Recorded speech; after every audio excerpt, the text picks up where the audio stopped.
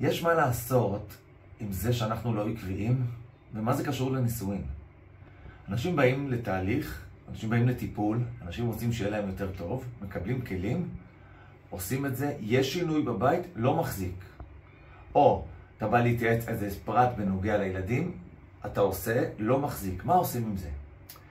אחד הדברים הנכונים שרואים בטיפול ונכון לעשות, זה להכניס למחשבה שלנו תזכורת. מה היה בתקופה הלא טובה? מה היה בתקופת הניסיון? מה השם רצה ממני בתקופת הניסיון? את זה אנחנו צריכים לזכור. את הכאב הזה, את הלחץ, את החוסר תקשורת, את התחושה הלא נעימה, את הבדידות שהיה לך בתקופה הזו, וברגע שאתה זוכר את זה, זה ייתן לך את האפשרות להעלות את זה לאיזשהו מקום הרבה יותר קשור במוח, כי אנחנו בסך הכל רוצים להתקדם בחיים, וחוזרים לעבודה, ועובר עוד יום ועוד יום.